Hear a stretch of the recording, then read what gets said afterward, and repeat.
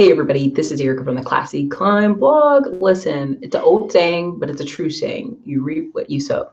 And this applies in business and in life. Why? Because people are looking to harvest what they haven't planted. And when I mean that, there's a lot of people thinking they're going to get rich in 30 days, they're going to get rich overnight, they're going to do something magical, and it's just going to turn into millions. And that's why they quit. And so you can't harvest what you don't plant. If you're not consistently planning things, like right now, I'll tell you guys, my channel, I've been doing this for maybe 2.5 years, doing these videos, doing these conversations, doing these consults, and not till just now, but maybe the past 90 days, as far as like traffic and phone calls and consulting has like been off the chain, like overflowing calls, overflowing opportunities. But what did that come from? That come from me consistently sowing the opportunity to help others learn what I know. Like I'm like, dude, I found this thing over here. I want to share it with you guys. And that's where that came from, is wanting to share, wanting to talk with other people who are like-minded, wanting to go, hey, let's get out here, let's do what we got to do. And that's where that came from. I mean, it really takes energy and effort to kind of get where you want to go. And for some reason, people really believe that it's going to like overnight, I'm going to get hundreds of thousands of dollars. Now, is there a quantum leap in business? Yes, there is a quantum leap in business. Credit cards, business funding does that. But what does it take? It takes really heavy momentum push. Really heavy. And when I talk about when people say, well, Erica, I've got a little bit of money, put my 401k, or got money over here, I'm talking about all out push. It's like you got to have a little bit dripping towards lending club, a little bit dripping towards bank certificates, a little bit dripping towards here. And then you look up 2 years later, whew, it's a whole different ball game. Same thing when I talk about business funding, credit cards, using it to invest in rentals, invest in different things. The only way to do that, the only way to get there, is by taking a massive action and massive push. And some people are scared, and there's nothing wrong with being scared. There's nothing with being honest with yourself and saying, I'm scared of the results. I'm scared if I leave this job, I may never want to come back. And that happens to a lot of people. And so talking about reaping and sowing, we have a young lady who watches this channel, and she's talking about she's been watching the channel for 6 months, finally went out and bought a condo. Her mortgage is $347. She realized she didn't no longer have to work this job she hated because she had this freedom. And so when I talk to you guys on the channel about buying real estate for yourself and for investment purposes, there's a reason you have people, come out of college, buy a home, rent the room out to their friends, and in 10 years, they're traveling around the world. They've got paid off cars. They're doing vacations. They're owning a business. They can have more freedom. And you look up 10 years later and you don't know what happened. You're like, what happened? Why can't I do those things? Well, they sold quite early in life.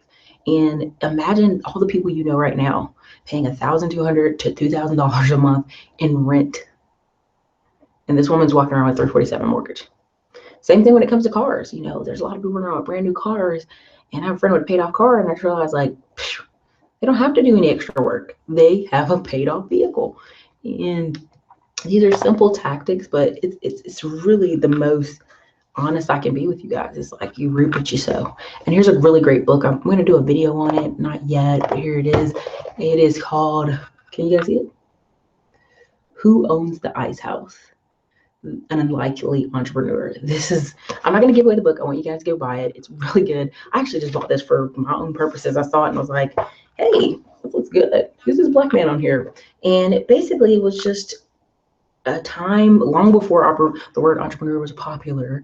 There was a lot of stories in the South of black people owning businesses and doing things that were unconventional to make a living for their family, make a living for themselves. And so Who Owns the Ice House? I mean, I'll just give you a lot. I can't give you too much out of it. I just love it. But chapter 5 on wealth, here's just the 2 quotes to start the chapter off. It's going to say, this is from Uncle Clee. Boy, some folks spend every penny they get and borrow till they spend more. You can't live like that.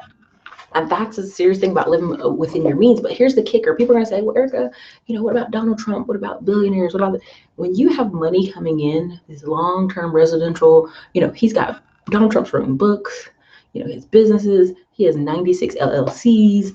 I mean, it's literally money going from left pocket to right pocket, money going from this business to that business. It's just a cycle, a never-ending cycle of money. That's a different situation than Tammy, who makes $2,000 a month, and Tammy spends $5,000 a month. That's two different lifestyles, okay? That's two different conversations. But another part of it is Henry Ford's quote. I share it.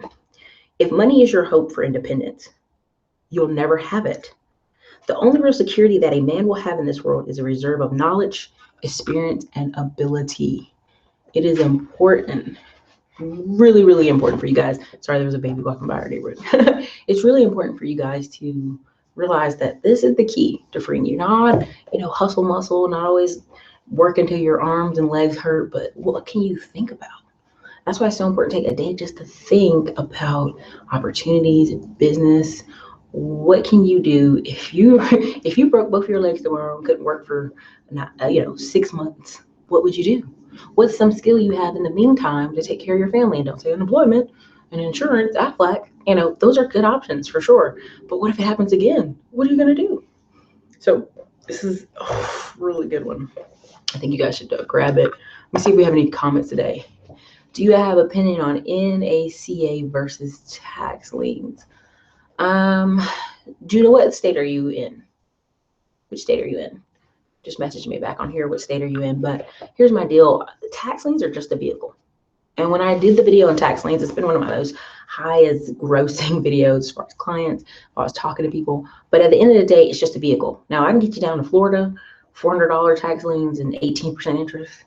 I can get you back up to North Carolina, with $1,000 tax lien and, maybe 10% interest. I can get you to South Carolina with a 3% to 12% interest. And it's only like $8,000, stuff like that.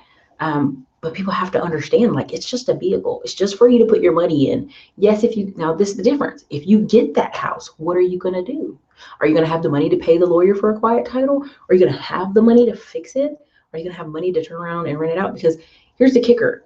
There's a ton of people. I could go ahead and get them probably $100,000 in credit cards in a week because they've been working many years. They have high income. They're married with a spouse. They have low debt. I could get them money. What are they going to do with the money is the key. It's the long-term plan. Hi, Mike B. Okay, Judah, you're in Georgia. Georgia is like a gold mine, dude. Depends on, if I was in Georgia, let me tell you what I really do if I was in Georgia. If I was in Georgia, if I was in Macon, Georgia, if I was in Douglasville on the edges of suburbs of Atlanta, I had a cousin that used to live out there. I would invest. I mean, Georgia, Atlanta, okay, how about this? We'll kick it this way. Marietta, Georgia, 25 miles north of Atlanta. They've got over 900 tech companies moved there. If I lived there 5 years ago, I'd own like 10 houses in one area. So, I mean, my thing is, you have to do what's best vehicle for you. Which one are you leaning towards, Judah? Because it's just, honestly, it depends on how much cash flow you have. Do you have enough cash to fix a property? Do you have enough cash to buy a property outright? Sometimes you can just save yourself all these vehicles and just buy a property outright. If it's a $50,000 house, you got a $10,000 down payment if you're doing an investor loan. Some people have $20,000 credit cards and they ain't using them. So, I mean, there's many ways to do this. And any more questions? I see Mike B 28. I see you. How you doing?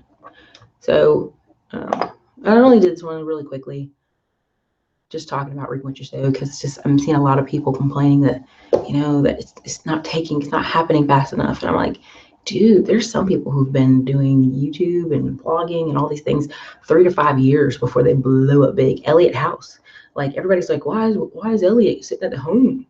Gone, right? He's not even doing videos anymore. Dude, he did videos every day for almost 5-6 years in a row. There's thousands of videos. There's so much inbound marketing on his page. He never has to do another video in his whole life. People will still find him. People will still come to the strength camp. People will still buy a book from him. People will still buy stuff from him because it's inbound marketing, right? Okay, I'm in Atlanta Metro too. Listen, dude, you guys are in a gold mine. It's just all about how you see it, right? There's a woman, if y'all both should follow, called Paula Pant. Afford Anything. She moved to Las Vegas, but she literally came to Atlanta with nothing in her pocket, $0. After 6 years, had 9 properties, and one of them was a triplex. And and she bought one of her houses 20 grand, right? And so people are thinking, oh, it's gonna be crappy. No, she made it not crappy. She made the kitchens. There's people who will live in a rental property for 4 or 5 years if they got kids and they like the school. Hey, no, I appreciate it, Judah. Gotcha. I look forward to seeing you guys. I have a ton of calls coming in, but I always have room for one more. So good luck. I appreciate that. But yeah, so if you guys get a chance, if you stop by Barnes and Nobles, it's by Eli Press. You know, when you see good books and you want to support them, do it, man. It's good stuff. It just keeps you refocused. That even in the poor Mississippi Delta, people are going to make a way for themselves, and people are going to have a legacy for them and their children. And so it's up to you. It's timeless application stuff. So everybody, this is Erica, Classy Climb Blog. Are you sewing this year? It's 2017. You guys can get out there. Hey, if you guys want to talk to me, definitely do some consults. I know, depending on your state, you're pressing me for tax liens. I got you. Give me a call. We'll see what we can do. Also, some of y'all just need to get your funding up. Honestly, if you got a couple different business lines of credit, you got to be straight to go invest. A lot of you are right on the cup of knowing what you want to do. I'm just here to help you get there, right? I'm just here to go, yes, that's close. You're getting even closer. Make the best decision for you and your family. So, everybody, this is Erica, Classy Climb Blog. Guys, have a great day. Oh, anytime you want to talk to me, links are below, consults are below, courses are below, books are below that I wrote. So, guys, have a great day.